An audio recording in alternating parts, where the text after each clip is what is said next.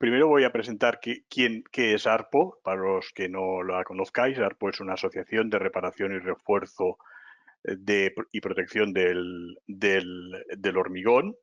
Nace en febrero del 2010 con el fin de aunar al colectivo de empresas especializadas en estos temas de reparación, refuerzo y protección del hormigón y también de otros materiales, usando técnicas similares a las que se emplean para el hormigón.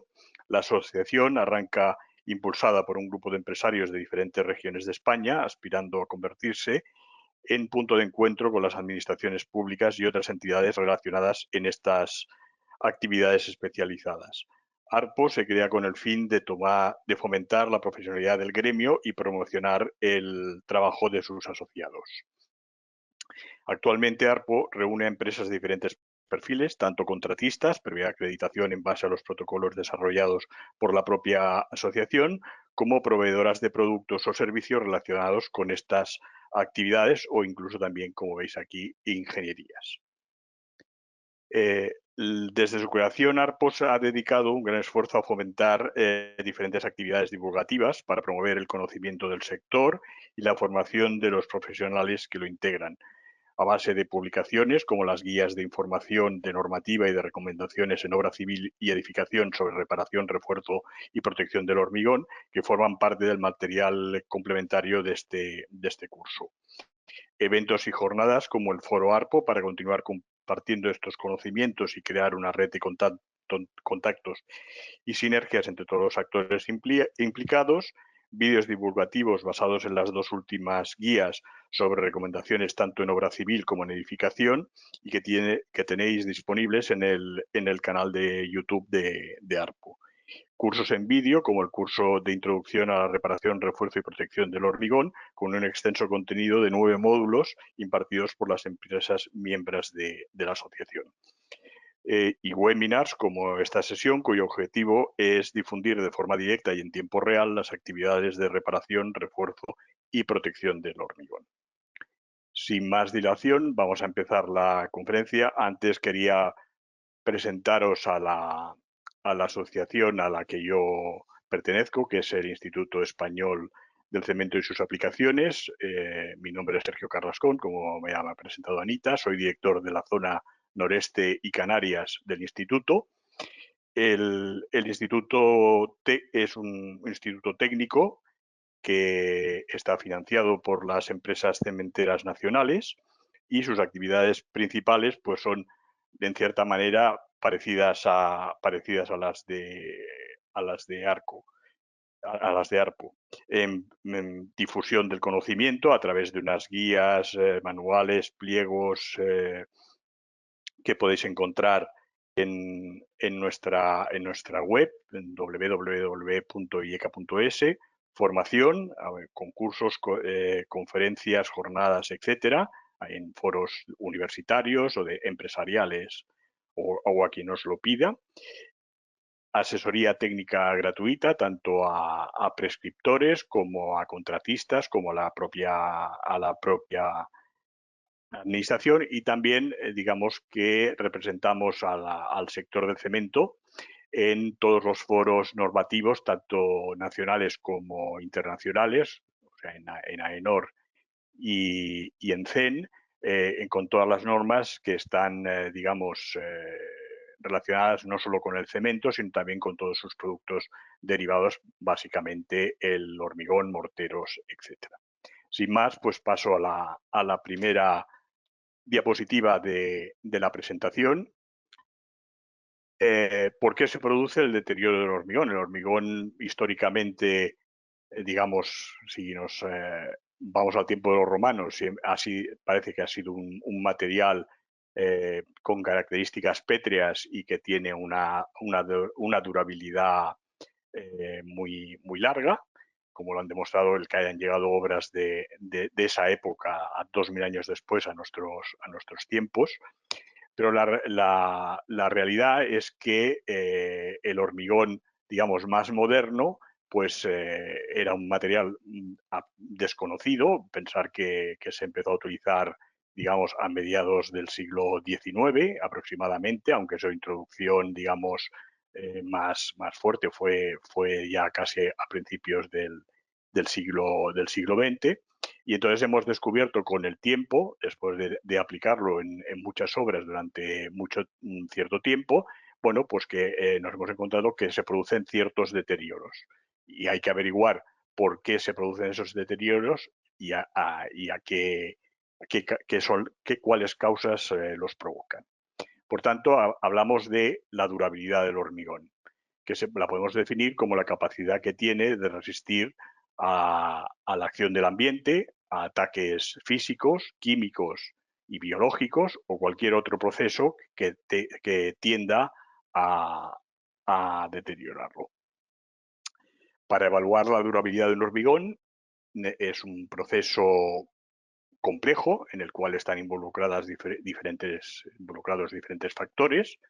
Básicamente hay una serie de factores externos al propio material en sí, como es el diseño estructural que tengamos de la obra, las condiciones ambientales, los sistemas de protección que se adopten, por ejemplo, en el proyecto, o la calidad de la propia ejecución de la obra. Y hay unos factores intrínsecos al propio material, que son básicamente los materiales componentes del hormigón y, digamos, que su dosificación o su fórmula de trabajo.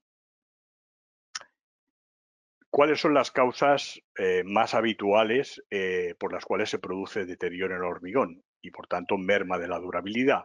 Básicamente las podemos distribuir en tres grandes grupos. Hay unas asociadas, digamos, antes de que el material empiece a ejercer prácticamente su función en la estructura, que serían los defectos de diseño, yendo en orden correlativo en el tiempo de diseño, o defectos de construcción. Después hay toda una serie de agentes físicos, como hemos visto antes, de agentes químicos, biológicos, como hemos dicho antes, que pueden, digamos, deteriorar al hormigón como material.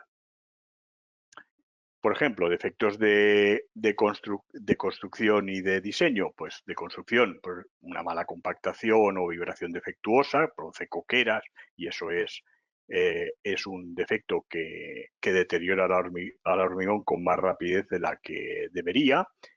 Por ejemplo, juntas frías por retraso entre tongadas de hormigonado, un curado defectuoso que produce una fisuración plástica y es un camino de entrada a los agentes agresivos, colocación de las armaduras, no porque no estén bien definidas en proyectos, sino porque se colocan mal y pueden producir falta de recubrimiento, una prescripción errónea del hormigón, relación agua-cemento, tipo de cemento a utilizar, una consistencia inapropiada que puede dar patologías de diferentes tipos que pueden acortar la vida del hormigón, o que incluso una segregación de la pasta de los áridos por falta de cohesión, que va relacionada evidentemente por una dosificación incorrecta del material, y recubrimiento de armaduras por falta precisamente de recubrimiento ya de origen en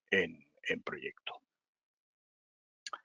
En cuanto a los agentes físicos, básicamente los he dividido en tres grupos. Hay muchos más, pero digamos las erosiones por impacto o como en las obras marítimas, el oleaje que produce impactos en las piezas de hormigón y las va desgastando, o el cuenco de amortiguación de las presas, como veis en la fotografía. Por ejemplo, la penetración de gases o el propio agua residente dentro del hormigón cuando esté ya ha fraguado y endurecido, que en el caso de incendios produce un desconchamiento básicamente por una expansión del agua que pasa de estado líquido a estado gaseoso. En castellanos hablaríamos de desconchamiento, seguramente, o quizá os suene más la palabra spalling en inglés, está relacionado con el incendio. Aquí veis una fotografía de un túnel donde se ha producido un incendio, y evidentemente estos desconchones bastante grandes que se producen en el hormigón son debidos al efecto del fuego. y después penetración de líquidos que pueden penetrar porque en ciclos hielo-hielo se producen fisuras y, y por ahí es una vía de entrada de líquidos y otros agentes agresivos. En cuanto a agentes químicos, pues tenemos también una gran variedad de ellos, ataques químicos por sustancias como sulfato, cloruro, amonio, magnesio, ataques químicos por aguas agresivas, por ejemplo, aguas carbónicas con un pH bajo. Existen dos formas fundamentales de estos ataques químicos. Una es por disolución de los componentes fácilmente solubles del propio hormigón o por la formación de sales también solubles y que se extraen y la extracción de estas mismas sales. O por un ataque con formación de compuestos insolubles de mayor volumen que los primitivos, que lo que hacen es que aumente el volumen, se fisura el hormigón, etcétera, etcétera. Hay varios tipos de estos ataques. Y ya hay un tipo de ataques al hormigón digamos, los podemos definir en tres o cuatro grandes grupos: erosión, abrasión y cavitación. Ataques físico-mecánicos, como los ciclos hielo-deshielo, dilataciones diferenciales de los componentes del hormigón, o el caso de un incendio. Ataques químicos, como aguas carbónicas, ataques por sulfato, reacciones álcali-áridos, o fisuras de origen térmico higrométrico por retracción o por ciclos de humedad.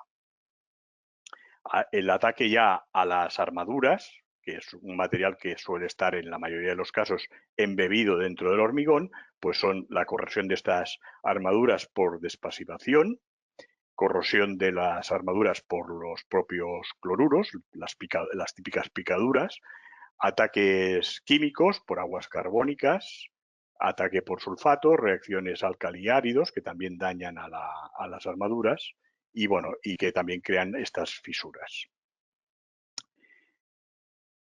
Vamos a ver cuáles son los mecanismos principales. Entonces, para esto, evidentemente, nos tenemos que ir a la normativa y compararlas. Como veréis, o en principio, hay dos tipos de normativas, unas que están enfocadas o inversas o que solo tocan el material hormigón como material para cualquier uso, y otras que son, digamos, una especie de compendio en el que no solo tratan el tema del material hormigón o las armaduras o lo que sea, sino que además tratan temas de diseño, de cálculo, de ejecución, etcétera, etcétera.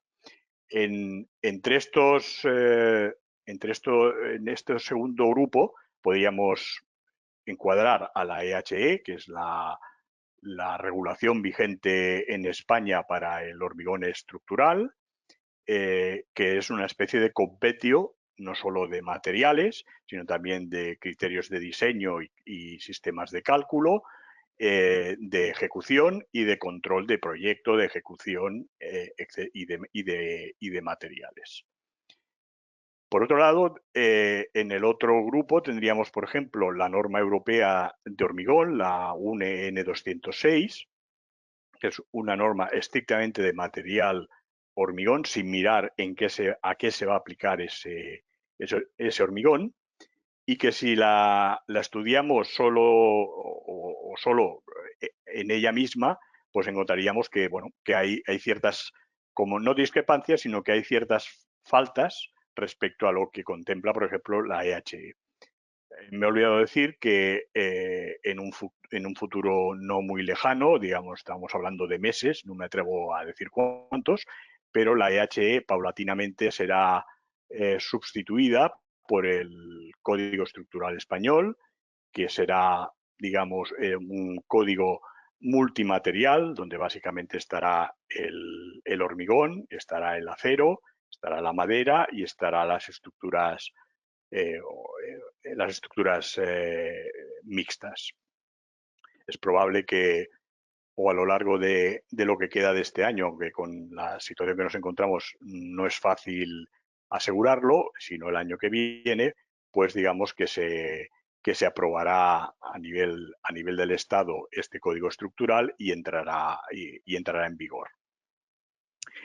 Volviendo a lo que decía antes, por ejemplo, la norma, si solo contemplamos la norma europea del hormigón, la 206, pues nos quedaremos un poco cojos y para eso hay que echar mano, digamos, de diferentes complementos, entre ellos o básicamente el Eurocódigo 2, que es una norma europea, la EN 1992, parte 1, primera parte y parte 1, en la cual, digamos, con estas dos complementan o se acercan un poco a lo que es la EHE. Nos faltaría una tercera familia de normas, básicamente una, que es la norma de ejecución, que está incluida es un tema que está incluido en la EHE y en el futuro código estructural.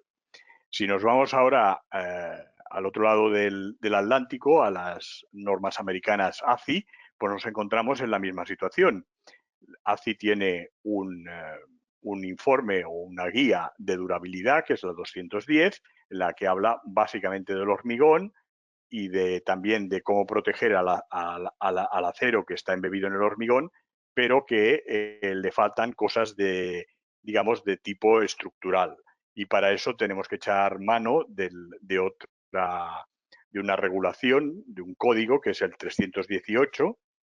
El 210 es una guía para la durabilidad del hormigón y el 318 sería un poco más algo parecido a la EHE sin entrar tanto en temas de ejecución y materiales, aunque también los toca. Aquí veis un poco las diferentes normativas que hemos estado comentando. En cuanto a los mecanismos, aquí os pondré una serie de tablas en las que veis qué mecanismo, digamos, que tiene repercusión en la durabilidad de un hormigón o de las armaduras que están embebidas en el hormigón y si están contemplados o no en las diferentes normativas o regulaciones de las que hemos hablado. En esta primera veis que solo sale la EHE y el Código Estructural del Hormigón y solo sale la EN 206 y la AC 201 porque no tenemos que echar mano de los complementos respectivos, como veréis en las siguientes tablas. Hablamos de reacción química de los áridos, ataques por sulfatos, que pueden ser externos, internos, agua de mar o salmuera. Los internos no son muy normales porque, sobre todo en la EHE y en el futuro código, los contenidos de sulfatos de las propias materias primas del hormigón los contenidos en sulfatos están muy controlados y por tanto es extraño que sean ataques de sulfatos producidos o que sean internos al propio material. Agua de mar o salmuera, ataques químicos también por agua de mar, por ácidos, por carbonatación, en este caso del hormigón, productos industriales, el efecto de las sales hielo-deshielo, etcétera. En esta segunda tabla, mucho más cortita, aquí tampoco entramos en los complementos, también son las 4 que habéis visto antes, ataque físico por sales, la corrosión de las armaduras, la abrasión o erosión y la acción de las heladas con los ciclos hielo y deshielo. Todos estos mecanismos tienen una respuesta, digamos, en las normativas o en los códigos para, digamos, evitar que se produzcan estos ataques. O sea, que se produzcan los ataques, pero que no tengan ninguna repercusión en la durabilidad del hormigón. Entonces, hay dos grupos de medidas, unas que yo he llamado estrategias, que son básicamente en proyecto, y después ya veremos cuáles son las medidas más directas, más tangibles, que son las que se utilizan también se pueden utilizar también en proyecto, pero también incluso durante la construcción. Las estrategias, pues la primera es definir cuál es la vida útil cuál va a ser la vida útil de nuestra estructura. Esto viene definido tanto en la EHE como en el código estructural como en como la N206 o más el código estructural del hormigón, del Eurocódigo del hormigón, perdón, pero no viene explícitamente ni en la ACI 201 ni en el código del hormigón estructural, que es el 318. Otra estrategia es definir una apertura máxima de fisura admisible para que no haya penetración ni de líquidos ni de gases. Esto viene exclusivamente limitado en la EHE y en el futuro código estructural, no en la N206 ni en el Eurocódigo, ni tampoco en la ACI. La definición de unas clases de exposición o ambientes, o como los queráis llamar, según la normativa. En un caso son ambientes, en otros casos son clases de exposición, pero vamos, con ese concepto, esto se define en todas ellas.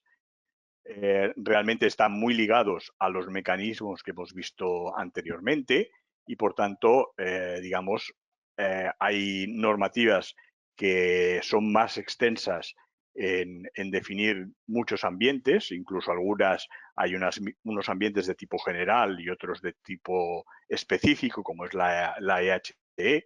En el código estructural esto cambia un poco y ya no se diferencia entre generales y específicas, igual que en la EN206 y en el Eurocódigo, donde son todo, digamos, clases de exposición. Y también hay definidas en la ACI, en la parte del código del 318, donde hay unas cuantas clases ligadas a cada uno de los mecanismos que hemos visto antes y que contempla ACI. También otra estrategia en proyecto es evitar o clasificar la agresividad de los ataques químicos en diferentes categorías, por tipo, por intensidad, por el medio de difusión, como lo hace la EHE, si recordáis la famosa tabla que estará reproducida también en el código estructural. También lo tienes en la N206 y más el Eurocódigo, y también lo tienes en la normativa americana AFI. Limitaciones de propiedades químicas a los materiales componentes del hormigón. He puesto aquí indirecta en las tres primeras columnas, porque, digamos, no da algunos valores, pero siempre se refiere a que deben cumplir una cierta norma, normalmente una norma europea, por ejemplo, los áridos, ¿no? En la ACI sí que pone unas referencias directas a qué tienen que cumplir esos materiales componentes del hormigón: áridos, cemento, agua, etcétera. Adiciones, por ejemplo, aditivos.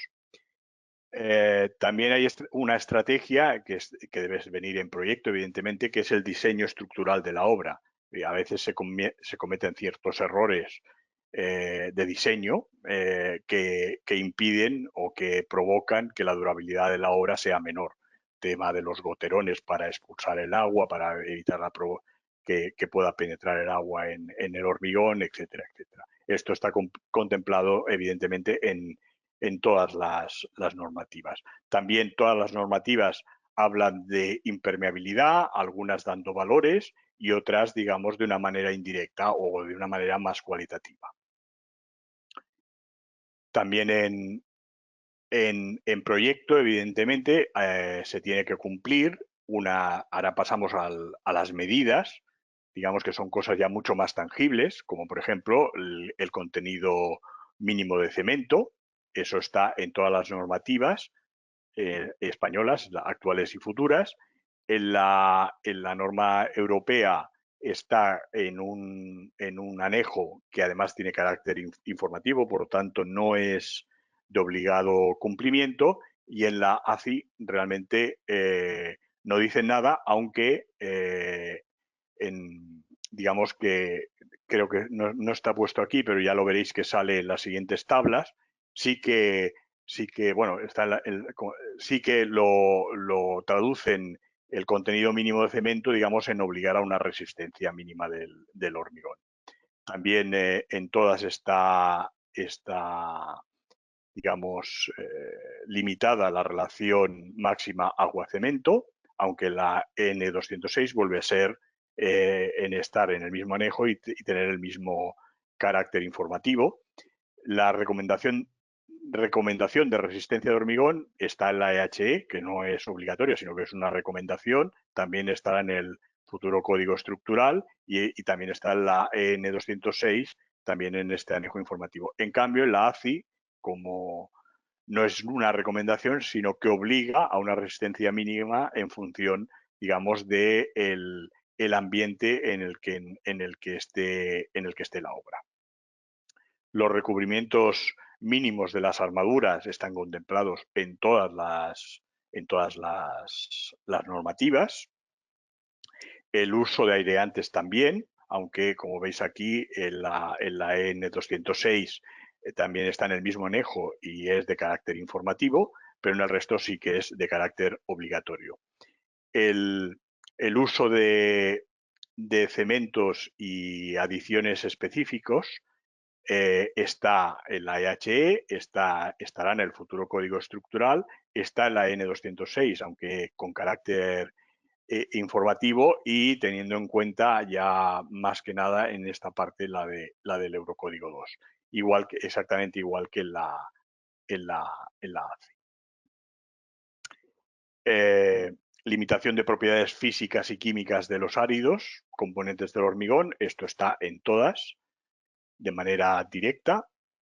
Protección adicional de las armaduras está contemplada en la EHE y en el código estructural y en la ACI, pero no en la N206 ni tampoco en el Eurocódigo 2, los sistemas de protección adicional a las armaduras, y la limitación a la penetración del agua, el famoso ensayo de penetración del agua, está contemplado en la EHE y digamos, valorado cuantitativamente, igual que estará en el Código Estructural del Hormigón. En cambio, en la N206 digamos que se limita esta penetración de agua, pero sin dar valores de una manera cualitativa. Y este ensayo no se utiliza en la ACI. Los mecanismos, ahora, digamos, en este cuadro intento relacionar los mecanismos con las estrategias y medidas que se toman. Reacción química de los áridos, pues evidentemente uso de áridos no reactivo, uso de cemento bajo en álcalis y uso de adiciones activas en el cemento o en el hormigón. Ataques por sulfatos de carácter externo, pues evidentemente las normativas, digamos, llamémosle, de nuestro continente, pues son el uso de cementos resistentes a sulfatos para ataques medios y fuertes, y en cambio en la ACI pues también tienen esta misma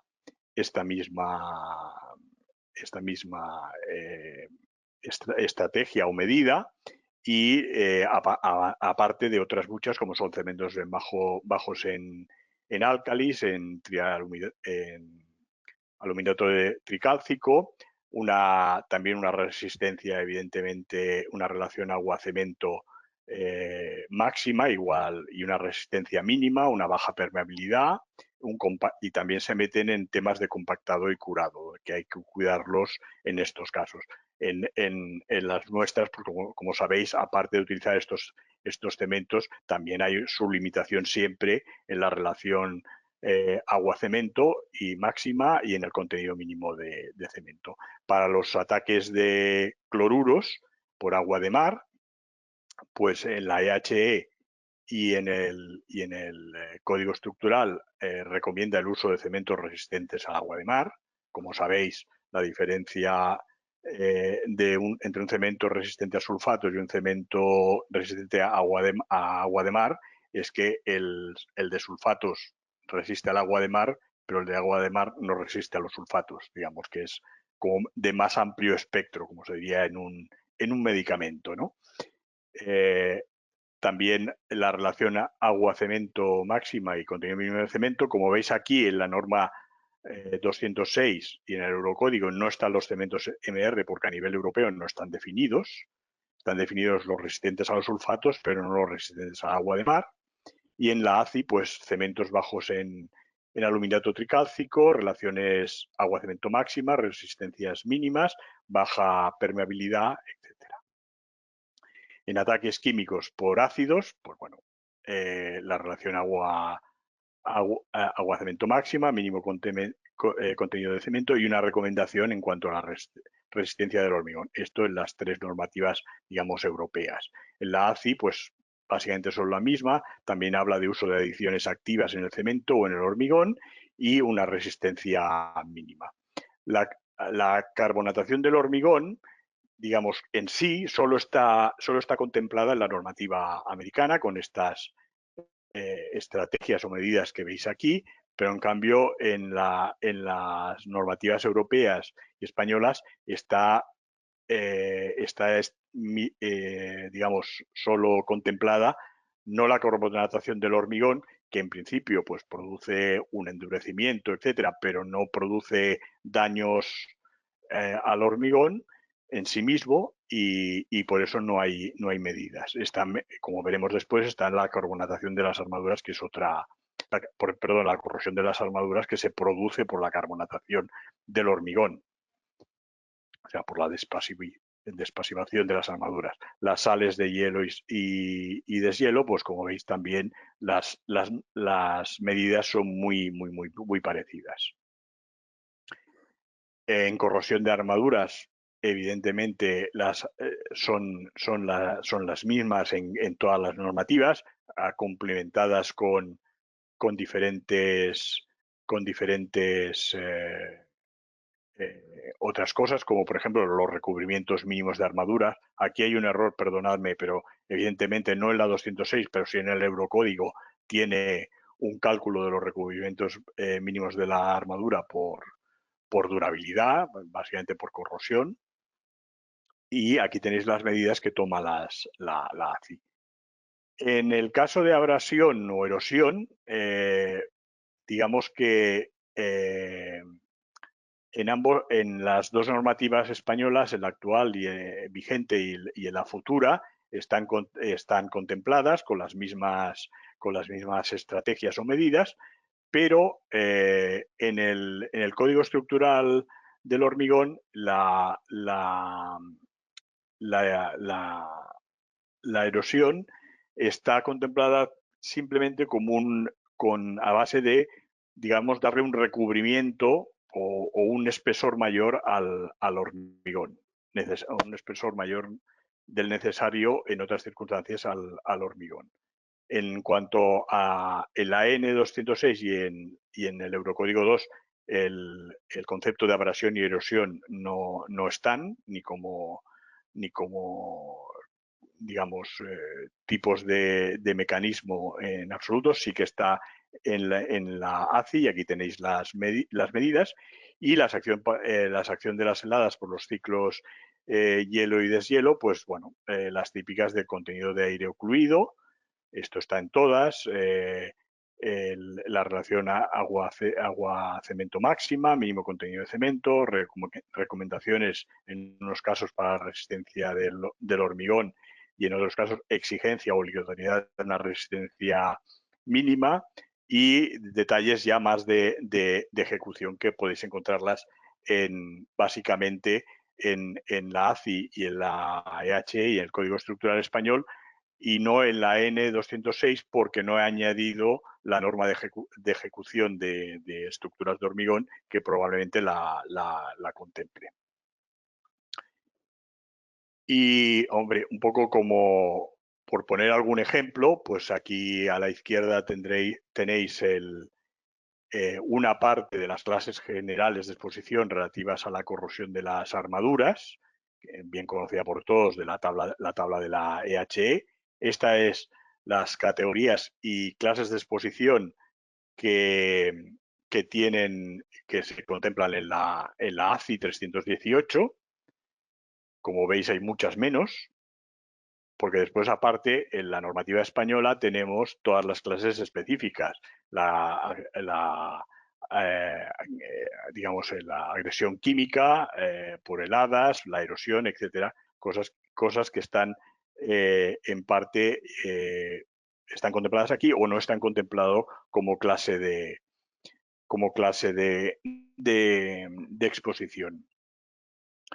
Otros ejemplos son típicos que hemos mencionado a lo largo de las tablas, hemos visto que son muy comunes en todas las normativas, son las relaciones, las tablas de relaciones agua-cemento y mínimo contenido de cemento, que las tenéis aquí para la EHE.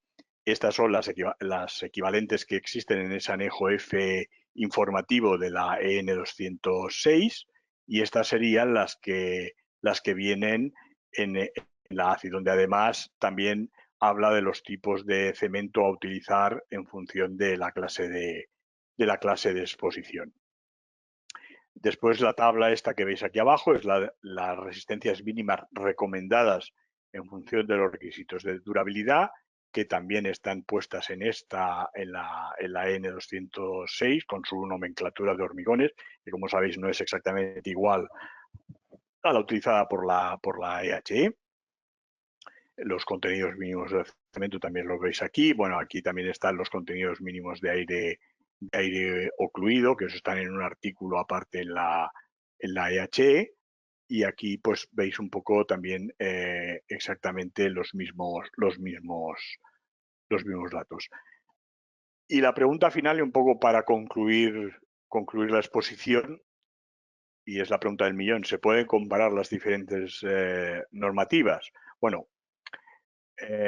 primero, lo que os he comentado de que hay que diferenciar cuando estamos tratando de una normativa sobre un material o una normativa de tipo estructural.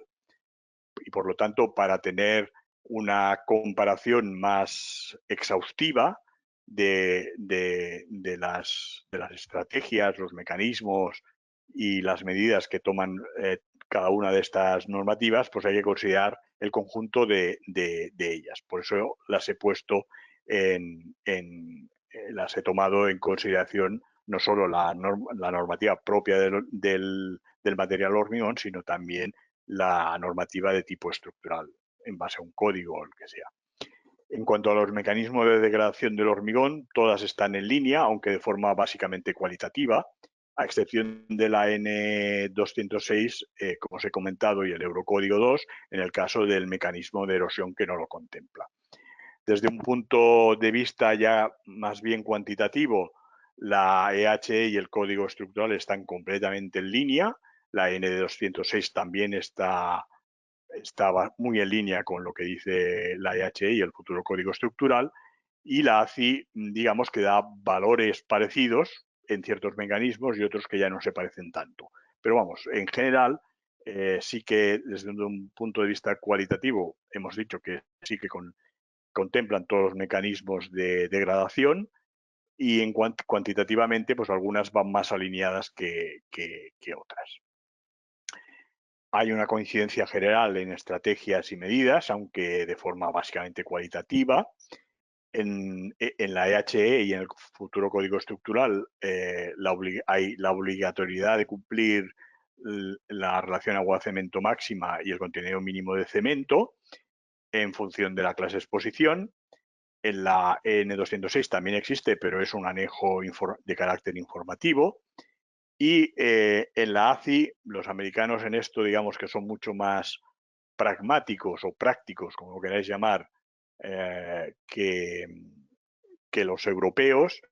Y de hecho lo que ellos dicen es, oiga, cumpla usted una relación agua-cemento máxima y utilice una resistencia mínima en función de la clase de exposición que usted esté considerando. Porque, claro, como todos sabéis, uno de los problemas que hay a nivel de normativa, digamos, europea, tanto de la EHE como el Código Estructural, como la N206, es que el contenido mínimo de cemento es muy difícil de conocer en un hormigón ya endurecido, porque tiene unos rangos de error bastante elevados. Por tanto, desde ese punto de vista, sería mucho más práctico exigir una resistencia mínima en la cual estemos obligados a utilizar un contenido mínimo de cemento para conseguir esa resistencia mínima. Y si no estoy equivocado. Yo creo que esta es